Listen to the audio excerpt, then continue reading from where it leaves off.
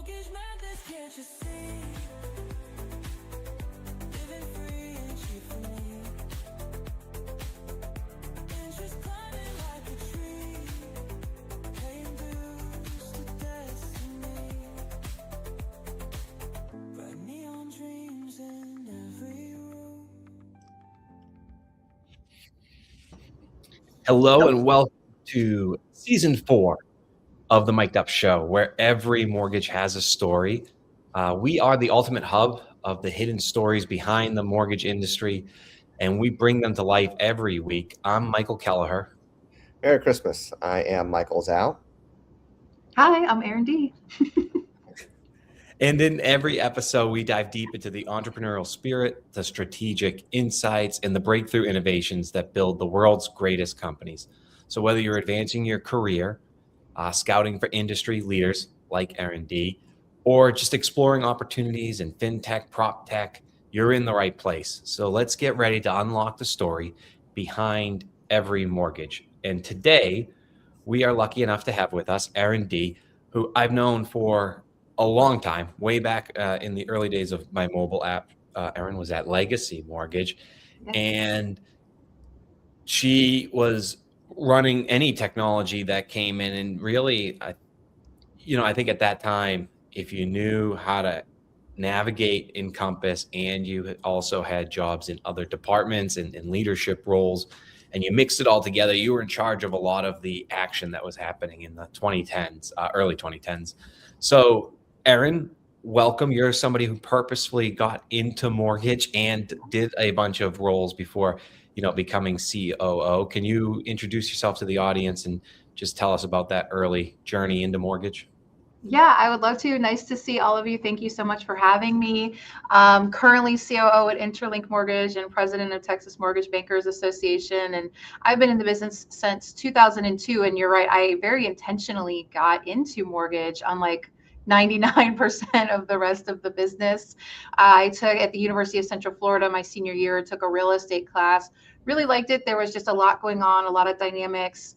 And so when I graduated, there was a job offer or a job listing for Option One Mortgage. That might sound like a familiar name to a lot of you, to hire and train people for underwriting. And so essentially what they would do is train us to be an underwriter, train us how to assess and understand risk, and then send us off into the real world to actually underwrite. And to me, that just was great. I was, just coming off of my college journey.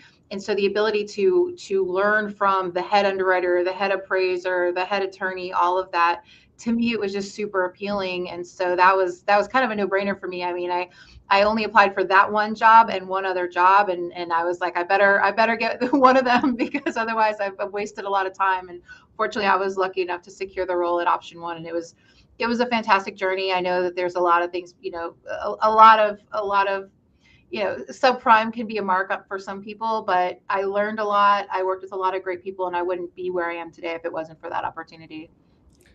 Wow, I think about those subprime days, and there was actually a point in time where people would actually have some kind of risk mitigation in that, in creating make sense deals. A lot of people don't really know what it meant to have like time on job, reserve, time on job, time in house. Having on-time mortgage payments. We take it for granted that there was actually some make sense. A lot of people just think that, oh, you had a hot breath and you made a mortgage loan happen. Yeah. And then, when there was a criteria 25 years ago of saying these are make sense loans and this is how we make a make sense loan, then it creates some kind of semblance like, oh, wait a second, this is what they say today, that all you need is a hot breath to do loans. But it actually is somewhat of a precursor to how business is done today when making underwriting exceptions. Right? Absolutely.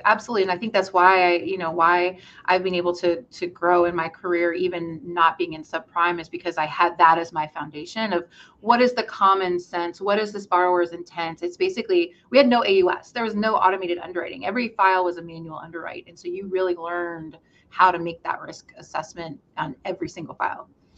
Well, then, so based upon that, can you tell us about that part of the journey of understanding what it means for underwriting, doing make sense, doing exceptions, things like that? How has that shaped how you currently lead in operations for an independent mortgage bank? Yeah, so I learned that that the gray is okay. We don't live in a black and white world, and I think underwriters who started in the business post GFC, they're so used to AUS and they're so used to, hey, here's the rules, it's Fannie Freddie, FHA, you have some manual underwrite, but really the guidelines are the guidelines for the most part. And for a long time there was so much business that you kind of could stay operating in that world. And so for me, one thing that I've really tried to instill in my people is not every borrower lives their life to get a mortgage loan. People don't make their day-to-day decisions living life, paying bills, saving money, doing all the things to get a mortgage loan. They don't understand guidelines, and that's just not how you live life, right? And not everybody is that 760, 50 LTV, ton of money in the bank borrower as much as you would like them to be.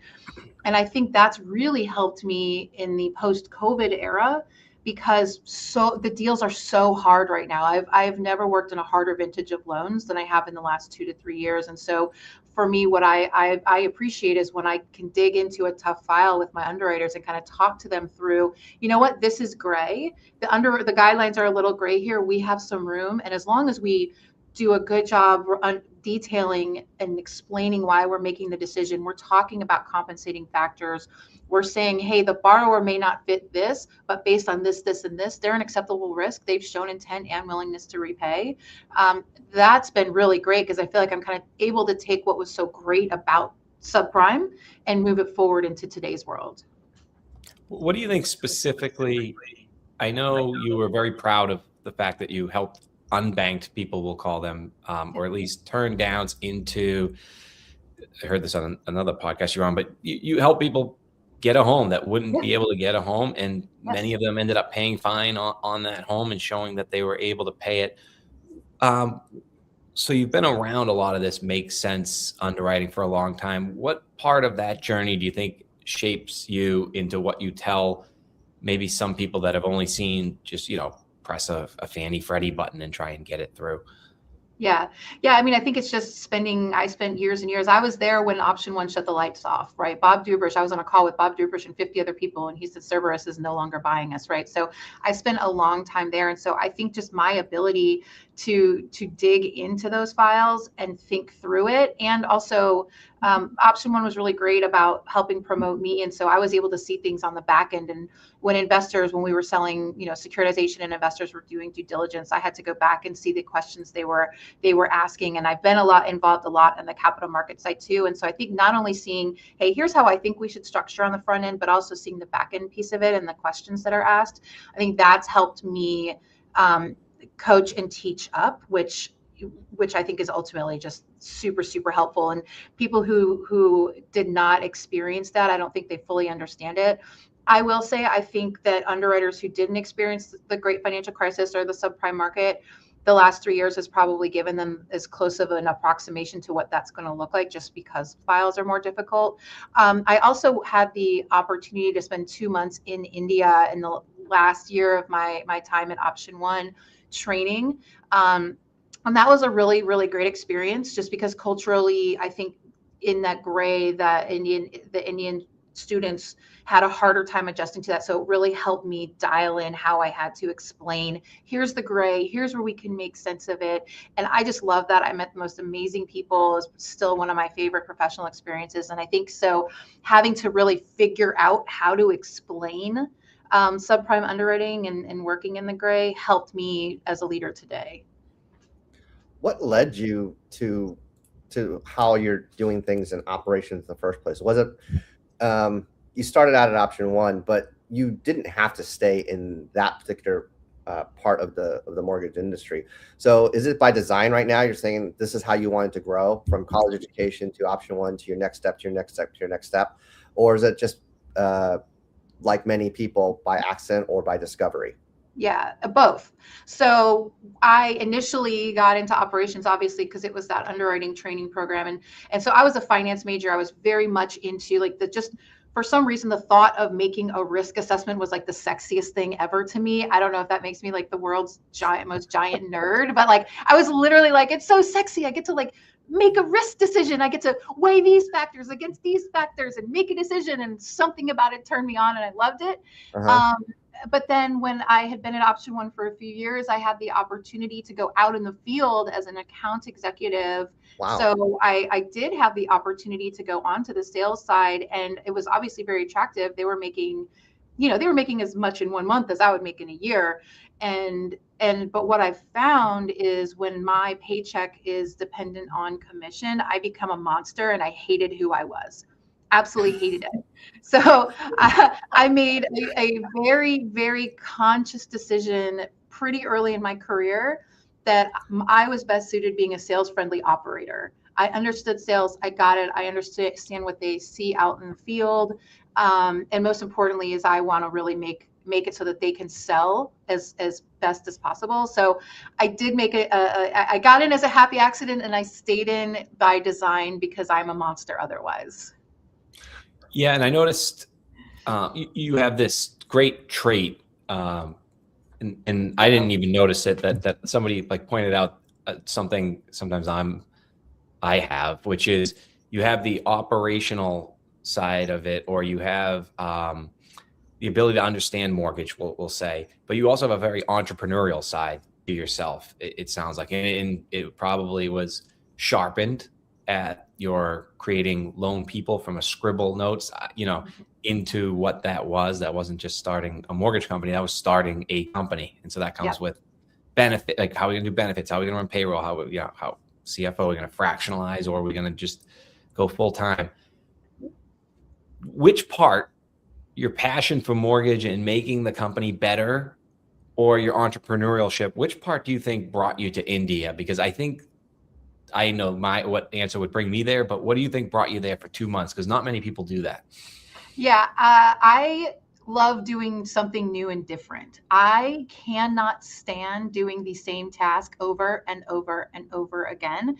If I want a challenge, I want to do something different, I want to do something hard. Like if you ask me to do something that scares the crap out of me, I am going to say yes. And that is why.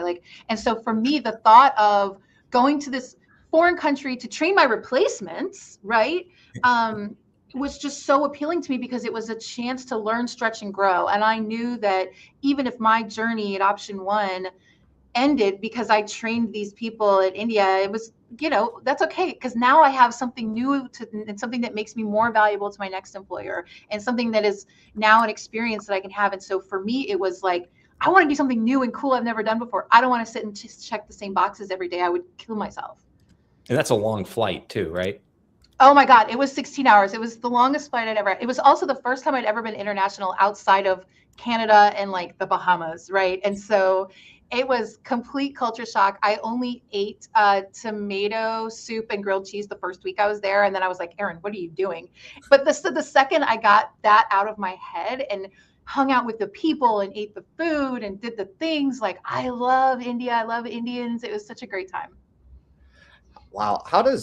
We're going to go off base here. How does being in a different culture and living there for 2 months, right? So it's a very different environment living in a different country and it's not like living in Europe where it feels like the United States. Yeah.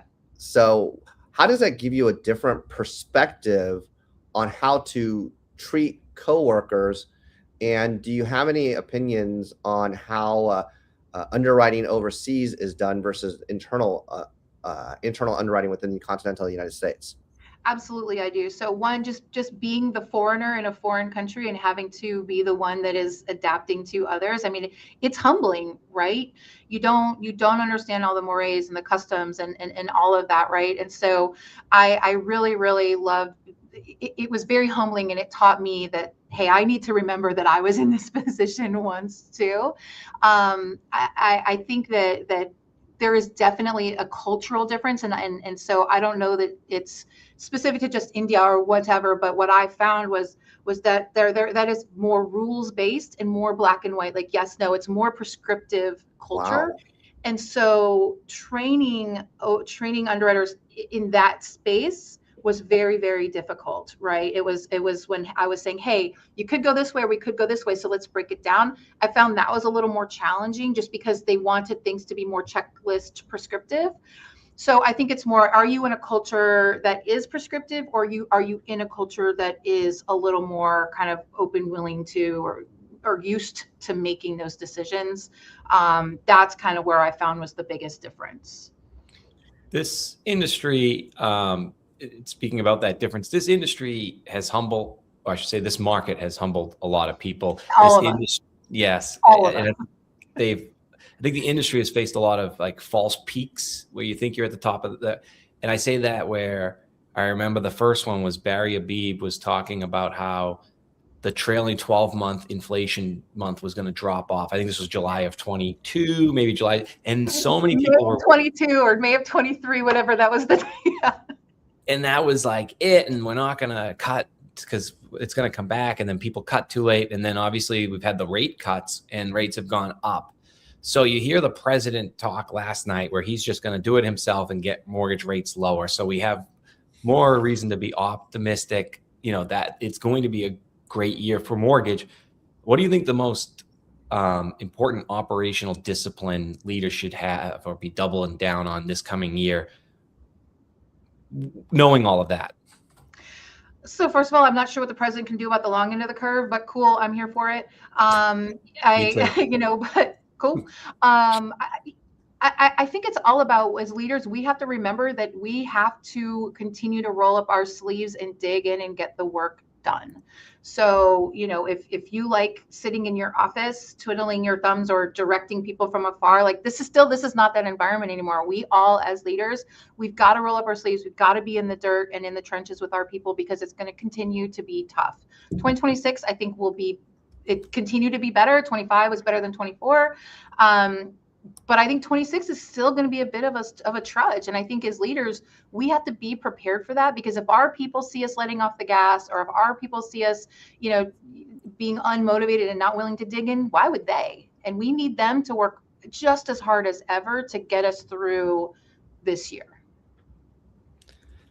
Yeah, I can see that. And you want to do it with a team that is authentic. And I think maybe the IMBs got a little bit away from that. They were just trying to close loans during the COVID when rates went down. We had Gene on our show a couple weeks ago. We can tell what you are building there. We can tell it's a culture of people that have been in the IMB space, or we'll get into, your Texas Mortgage Bankers Association, just people that care, a culture loan officers should want to go to.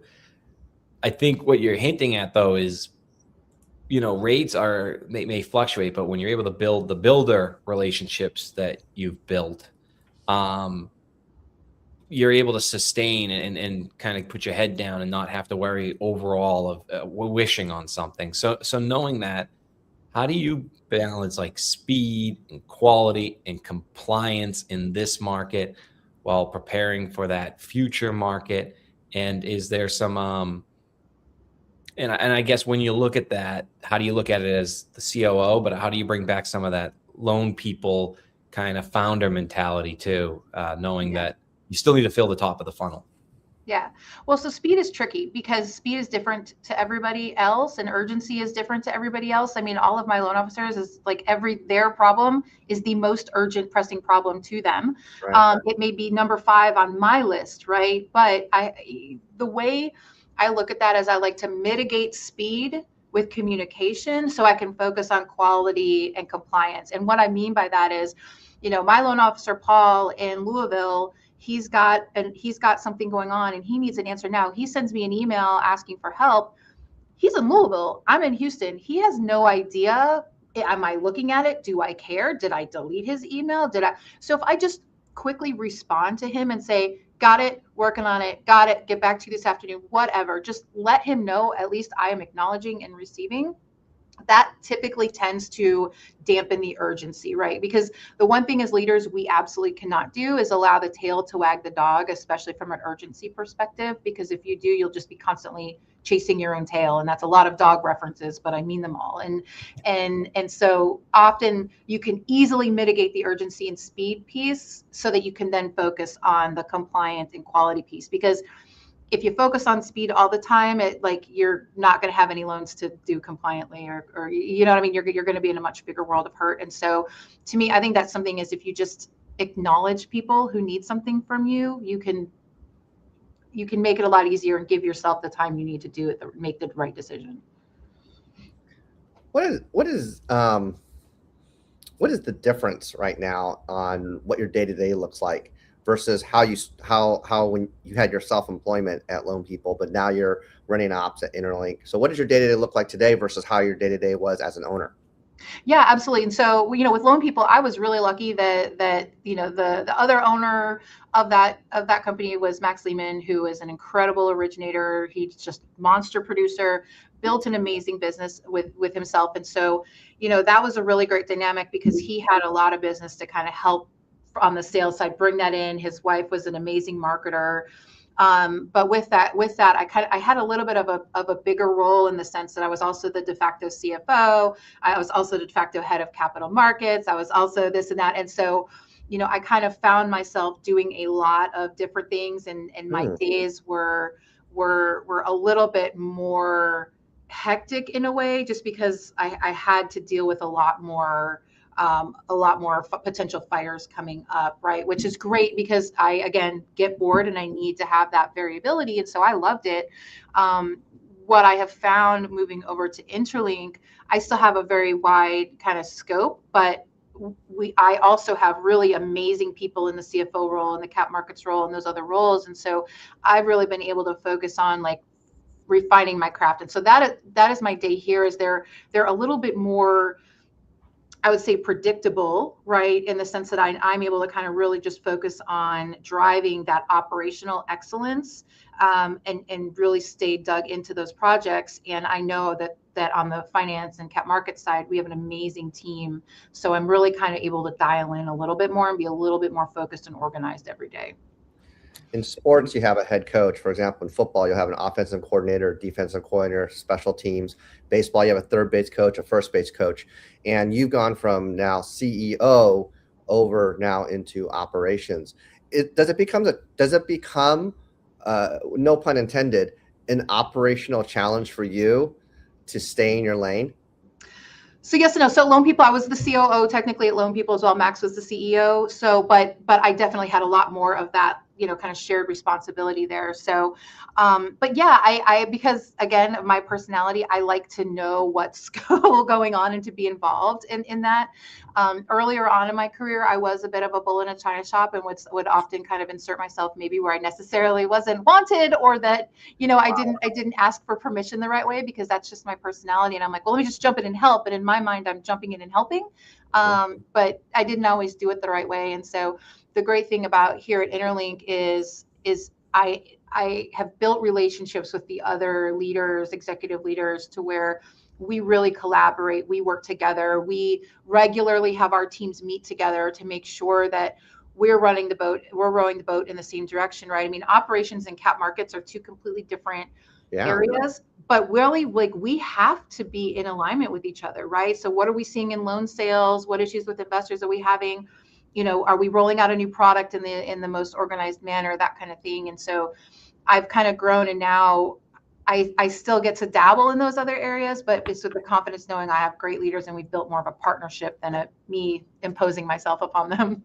And you said it best. It's a $1 trillion industry, but it's also a very, very small industry, right? Like everybody knows each other at different levels as you level up.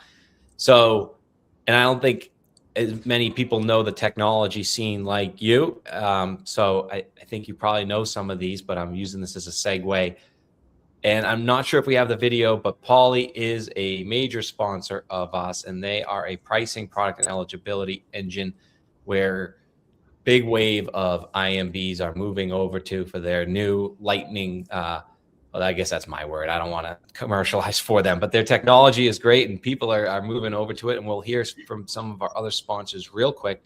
And then we'll talk with Erin on the other side just about culture, change, the industry outlook, and maybe give her a couple rapid fire questions.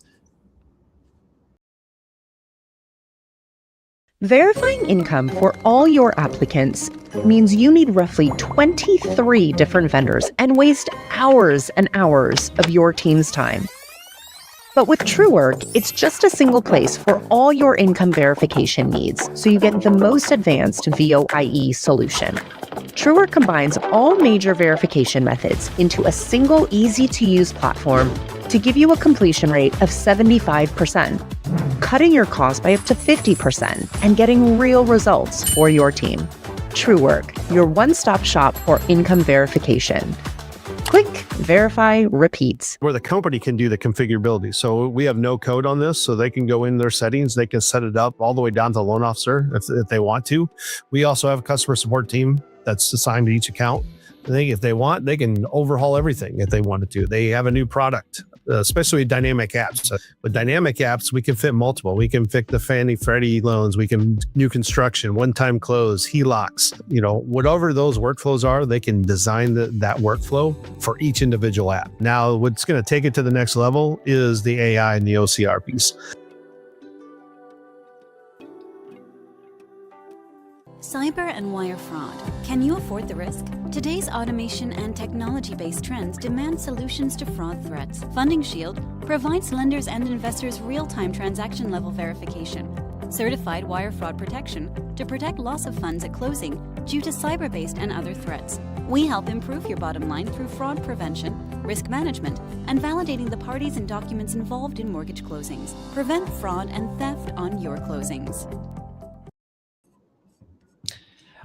I think what I'm most fascinated about you, Erin, is your ability to kind of be a big part of the national, like the conference scene, obviously be a sales first operator. So you're kind of a woman of the people, right? Because you need sales to run.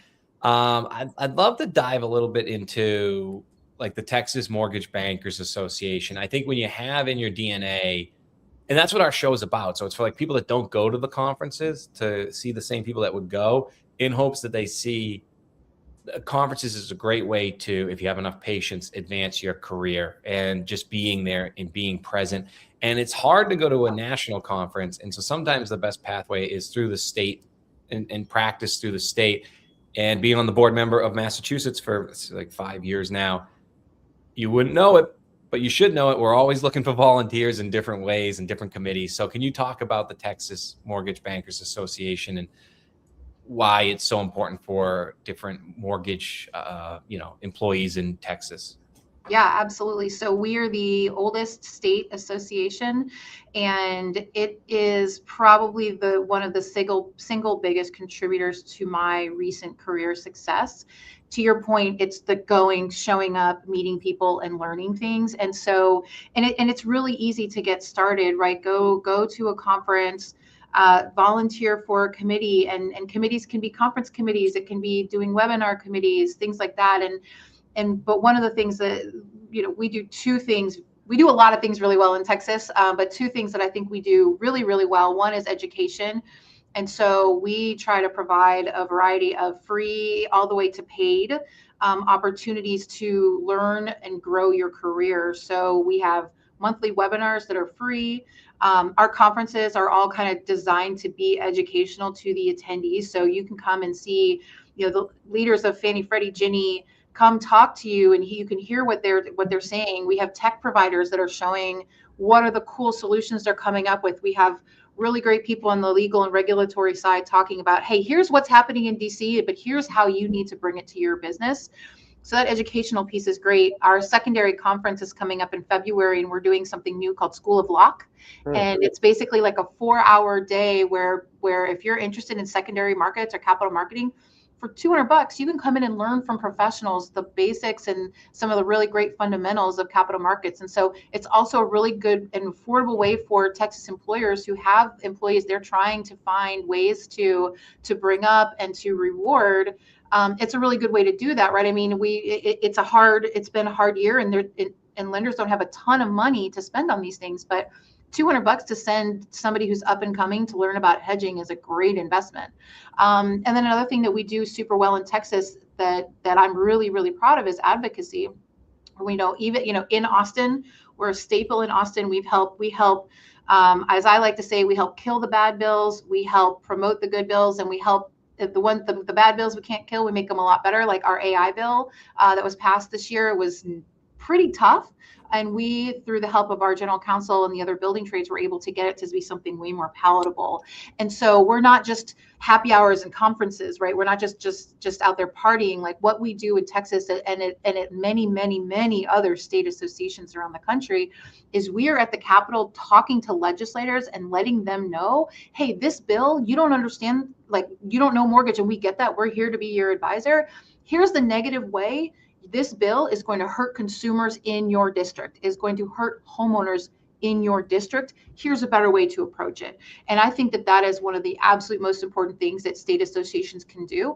MBA does an amazing job at the national level, but at the state level, and I think we're seeing this especially now in this regulatory environment, what happens at the state level is incredibly important. And those associations that are involved in actually shaping that advocacy are the best ones out there. Erin, what is it like if at the ground level for the originator, in order for them to know more about their zip code, their region, not only for marketing, but to educate consumers so that they can be fully informed on how to be better borrowers, owners, and even so, and then at the originator level, how can they be a better informed and educated originator, maybe for compliance purposes and not just for marketing? And how do they utilize the Texas MBA to do that? Because there's probably not that many originators that are in the national MBA. So how do they utilize the localized Texas Mortgage Bankers Association for that purpose?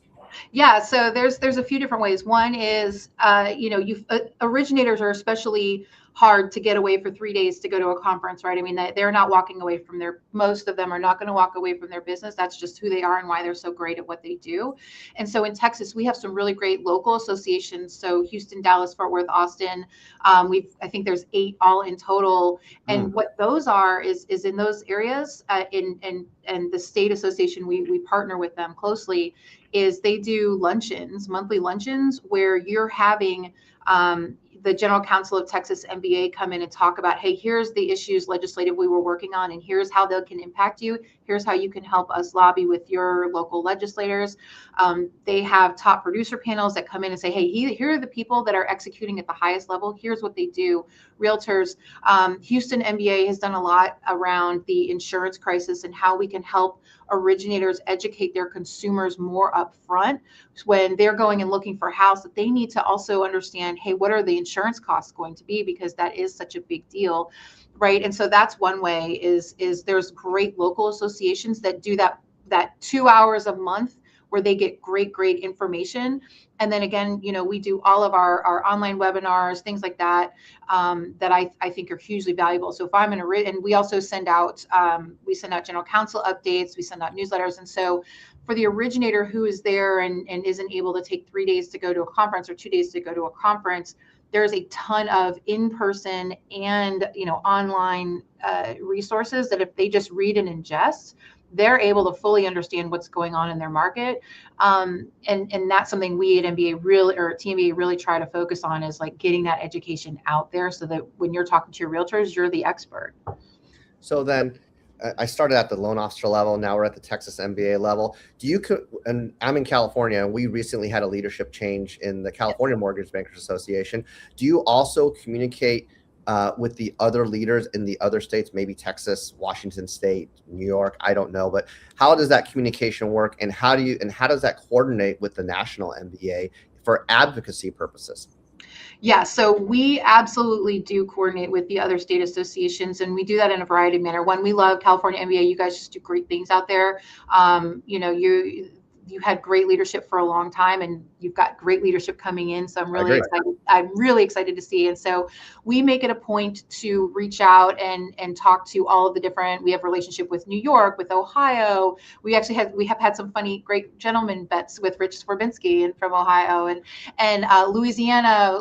We love Louisiana. They're doing great things there. So we are actually very intentional about not only talking with them, but we bring them into our board meetings. So we had our summer board meeting in Oregon. We brought in representatives from Oregon MBA. We just had Louisiana MBA come to our last board meeting. And so we really try to share best practices, talk, help them as much as we can, but we can also glean from them, right? I mean, we're the oldest state association. Louisiana just did a complete revamp. I know they've learned things from us, but we've learned just as much from them. And that kind of best practice sharing is fantastic. And one of the ways we can do that is through MBA state and local workshop. They do that right ahead of a national advocacy in April in DC. And so all of the state association leaders get together and share best practices. And so that's another great way that I really encourage anybody who works or is involved in their state association, get to that meeting, because it's just like this great confab of brains and who's a good speaker and what are really great best practices. I met Deb from Massachusetts there last year. Fantastic. Like that's really, really great. And then, with MBA, they're a massively important partner. I mean, what they do at the national level is huge, but we also collaborate at the local level, right? Because at state, there are things that happen at the state that affect Texas lenders and national lenders who aren't based in Texas but lend here, and vice versa. Trigger leads, having to work with them on trigger leads, working on getting information out about the single file credit pool that MBA just promoted. And so we have a very good relationship. We make it a point once a year at least to go and break bread, visit MBA in DC. We just did that last week, actually. Because that is very, very important. And so we want to help their efforts in DC, and they do a lot to help our efforts in Austin. Yeah, I think sometimes people forget how much of a trade group these associations are, and how every loan that closes could have had legislation that negatively impacted the ability to give that loan, not just for the consumer, but you as a employee in the industry. In order to thrive in it, you need to make sure that it continues to have laws that are not made by people that don't understand. Because a lot of it isn't the actual direct law; it's the unintended consequences of putting some pork there on something. Correct. That happens a lot. So we'll give you a question from our audience here. Sorry. Oh, I love this. Yeah, but I guess it is relevant, and I'm sure popping up everywhere. Since we are an audio podcast, find us on Spotify, Apple Podcast, Google Play, anywhere you can find a podcast. But Erin, this is from Joe Darlene out there on the West Coast. Erin, given your experience on both the production and capital market side, what needs to happen for lenders to really adopt FICO 10 or Vantage Score in a way that moves the needle in origination and secondary? Do you want to say real quick for the average audience member, what Joe's actually talking about? Yeah, absolutely. So, we've been using the classic FICO model for years and years and years in this business. So FICO 10T and Vantage Score are basically a new way to derive credit scores, looking more at trended data. How do borrowers pay versus, hey, this is your exact spotlight. Kind of the best way it was described to me that I like to describe is, when you pull my credit today, if I use my Amex for everything. I pay it once a month. If you pulled my credit report the day before I pay that bill, it's going to look like I have this massive balance on my Amex. But if you pull it the day after, it's a zero balance, and that affects what my credit looks like, my credit score, right? Looking at trended data, it's actually going to take into consideration the fact that I pay that balance off every single month, right? And so, to answer the question is, what is going to really get lenders to really adopt? Well, number one, we have to be able to actually originate and sell a loan to the GSEs, right? VA, you can already do VA loans. I think there's already been securitization on VA using Vantage Score because they don't dictate it. The big deal is with the GSEs, right? And so one, I need to be able to ingest it in my LOS. I need to be able to price it with my investors. And so it's a bit of a chicken and the egg thing, but unfortunately the lenders in this particular scenario are kind of the last link in the chain. We need to know how are these loans being priced out? What are my LLPAs? What mortgage insurance companies are taking them in at what pricing?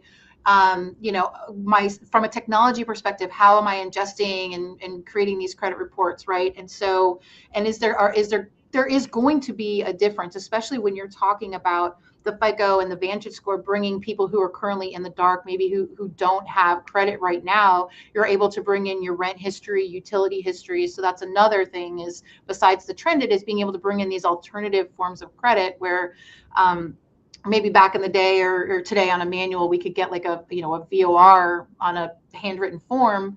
Now moving forward, these landlords will be able to actually report like an actual trade line on the credit report. So we need all of that to really fall into place before we can do it. I think there's lenders that are eager to at least try it and see what it looks like and see how it fits into our strategy. But there's a lot that has to take place before we can do that. I know they just signed with FICO 10T. So I'm really interested to see how that performance data looks and compares to what the Vantage score, how that performance data looks. So there's just a lot that has to happen. And unfortunately, I think lenders are kind of one of the last pieces of the puzzle.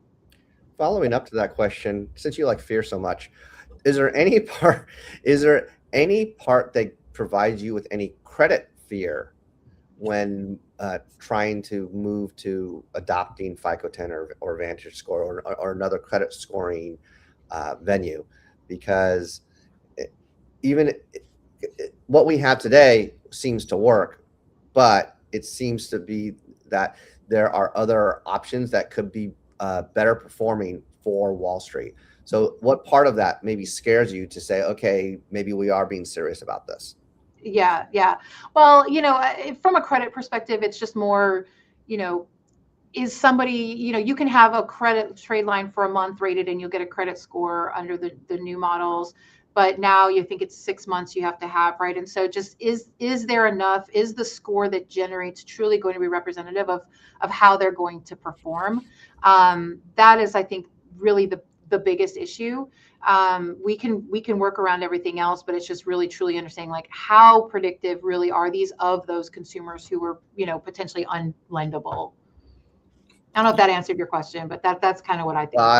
I was just more thinking of does it make loans less saleable by moving it to a different credit reporting agency system? Well, it might, but only because what is Wall Street? How is Wall Street going to look at these? So it's only going to make them less saleable if there's less of an appetite for it. Or is there going to be a risk premium because we don't have, your traditional MBS based on classic FICO, you've got years and years and years worth of performance data, and they're able to do analytical models and predict how those are going to perform.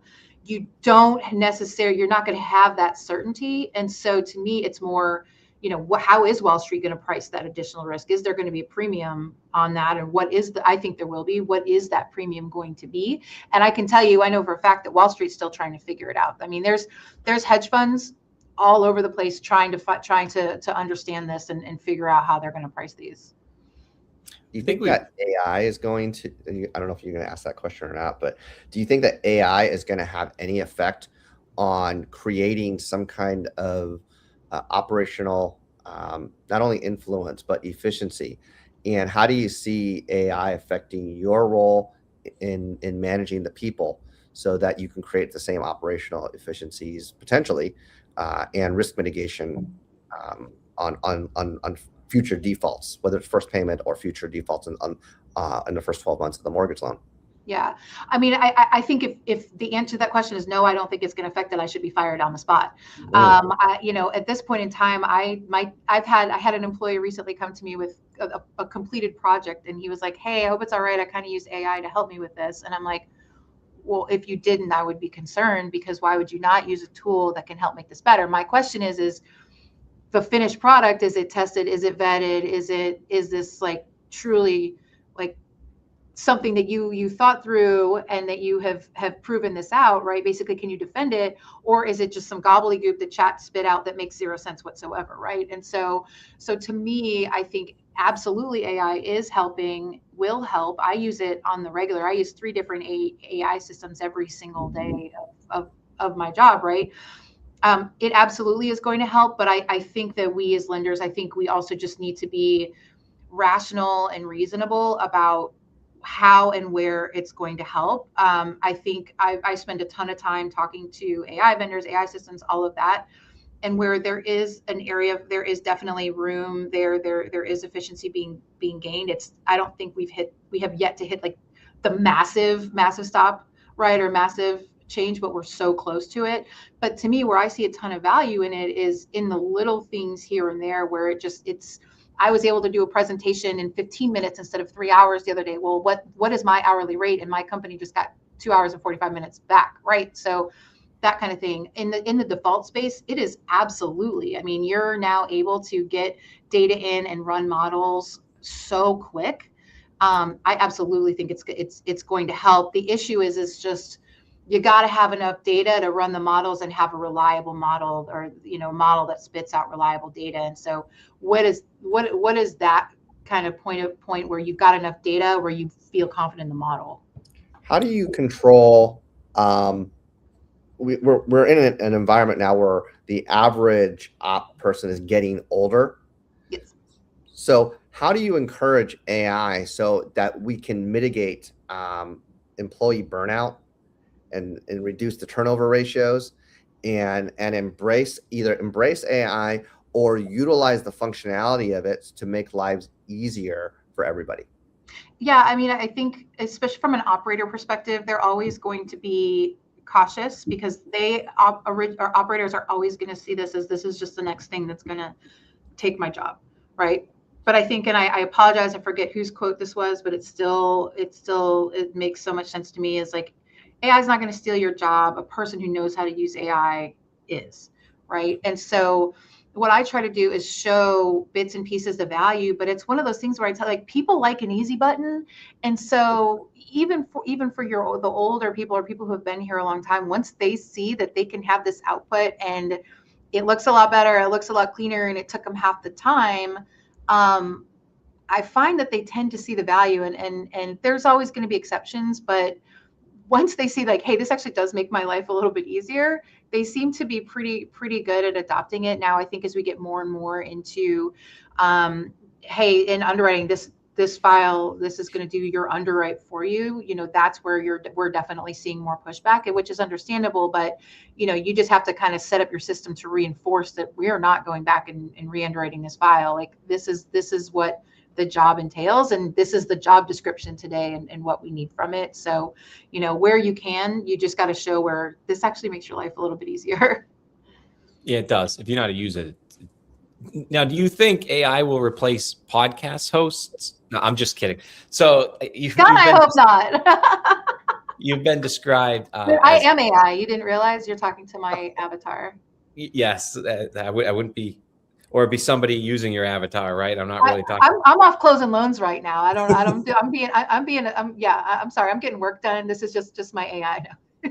Yeah, it probably will happen. But luckily, we're talking to the authentic Erin Dee right now, described often by people as a culture fit or a culture driver, in high demand at all times because of that, because this is a small industry and people want Erin Dee to be, whether it's the state association or obviously be driving that company. So with knowing that, like, what brought you to Interlink?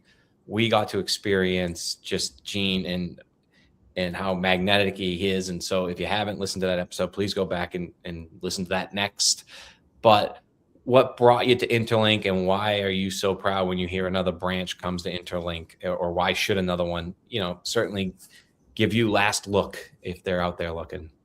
Absolutely. I love it here for many, many reasons. I think you can tell from the conversation that we've had. I'm somebody that really likes to dig in, be involved, grow an organization. I love to know all of the people that I work with. And what really turned me on to Interlink is we've got all the things that a big boy has. We have everything that a CMG, a cross country, a Rocket, a Cooper, all like the big boys. We've got all of that, from a product, from an execution, all of that. But we keep it small, and it's more of a boutique type company, and that's what I like, because I want to build a relationship with my originators.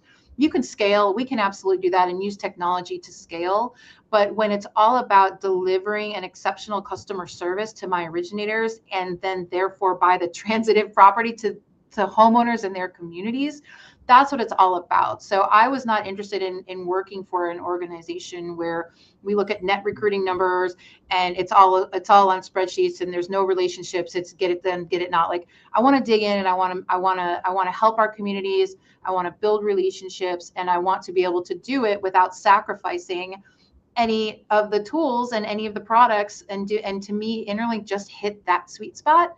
So we definitely want to grow, and we've got room to grow. We have room to scale for sure. But we're coming at it from a basis of building relationships and giving originators what they need to execute out in the field every single day consistently, versus they're just a mere tool. They're just here to feed the machine. We're there to help them. And that's really the perspective that I love about it here. I'm going to go back in time and bring it forward.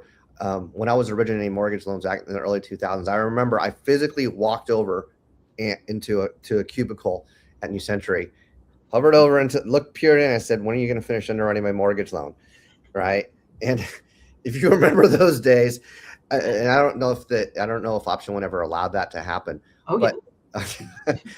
But we're in a different environment where underwriters are no longer centrally. They're not all in Houston, I don't think, right?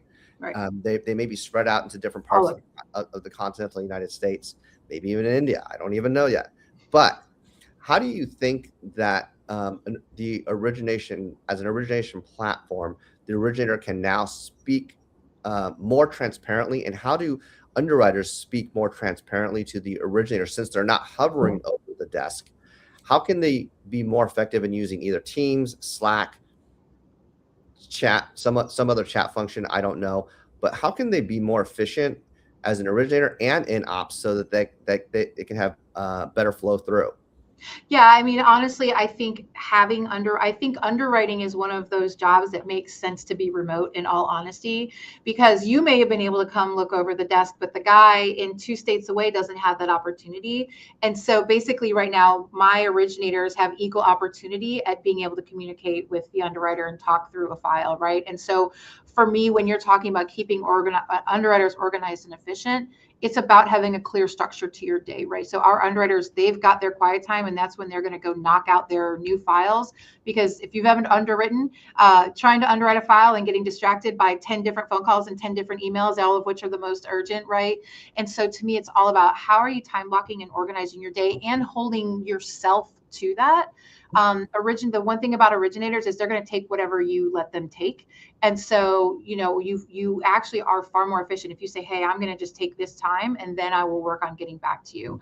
Originators, for them to be more efficient in dealing with their operators, is they just have to be clear and concise in their communication. If you send an email to an underwriter saying, hey, give me a call so we can chat, you're not going to get priority, and that's not a great way to communicate with somebody in operations. So if you're out there in the field, like, you need to be very direct. I need to talk on this file. I have a question on this condition. Let me know when we can chat.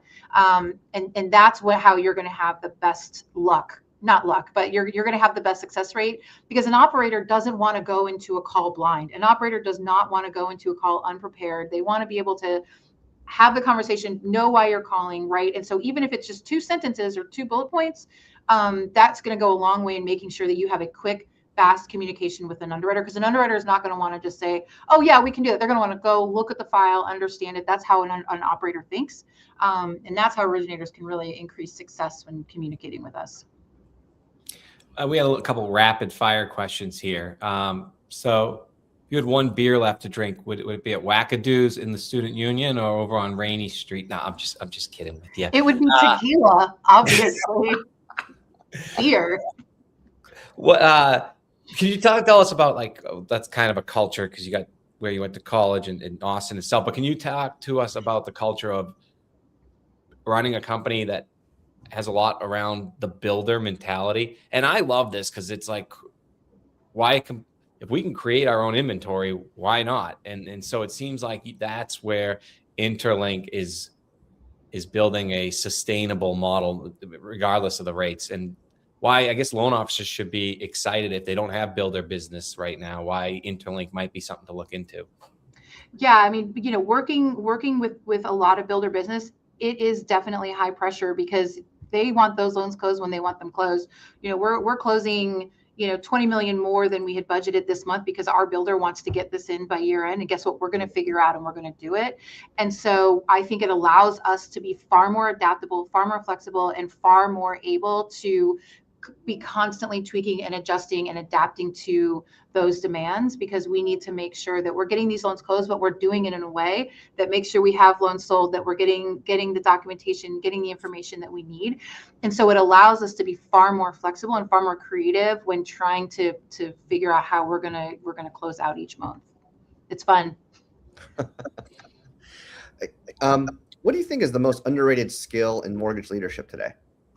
I think it is leadership training. So I've seen in this business so often people are promoted and then their company gives them zero training on how to be a leader, how to have tough conversations, how to do a write-up, how to praise people, how to build people up, things like that. We don't do that. We just expect you to manage, and then when you can't manage well, we think it's your fault.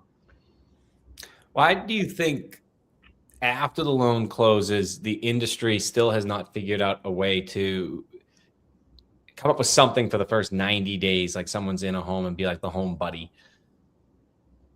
The home buddy. I don't know. You have to rephrase the question.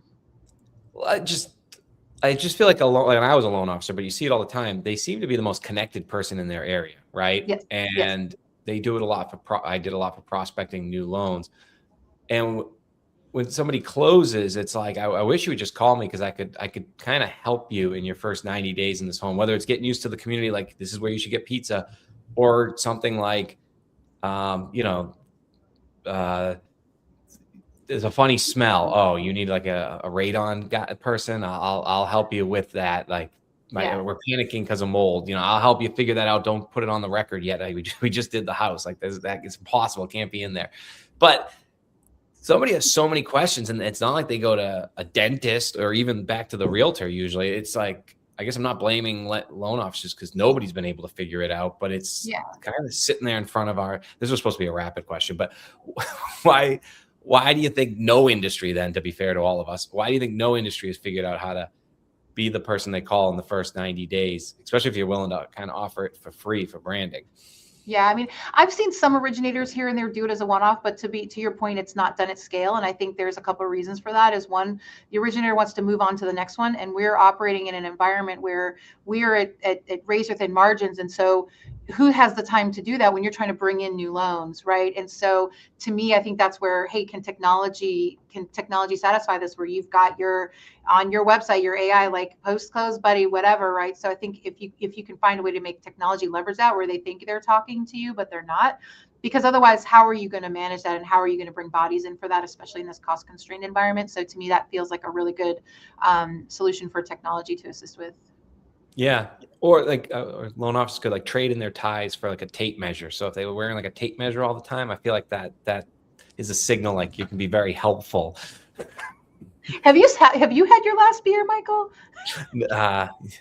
Yes, I have not had one today. I just been doing enough of these weekly that towards the end of the we try to bring some light to it so that we differentiate a little bit from the other podcasts. And I love it. It's awesome. I love it. That's funny. I got one last question, and then Michael will tail us off here. Yeah, and on that note too, you can include your thank you for coming on, Erin, because I'll go right into the outro after the answer. What is one single piece of advice that you would give somebody who wants to step into a leadership role during this time when the industry kind of feels uncertain? I would say leaders are not built during the good times. This is the perfect time to come in and be a leader. If you can come in, be a problem solver, roll up your sleeves, and figure out how to get it done and be a resource, you are going to be the leader that all of your people look up to for the rest of their lives. Wow. Well, thank you for coming on. Thank you for hitting us with that powerful reminder. This was great. I had so much fun. We did. We know our audience did. We want to thank our audience for joining us today as we went into the heart of mortgage innovation, mortgage leadership. Remember, every mortgage has a story, and we're here to help you write yours. So if you enjoyed today's insights, please subscribe. Please tell our sponsors you watched the show, share it with your network, and connect with us on social media. If you see this playing on LinkedIn, give it a reshare, but especially on the Apple Podcast, the Spotify, give a like, give a comment. And until next time, keep pushing the boundaries and uncovering the stories that drive our industry forward.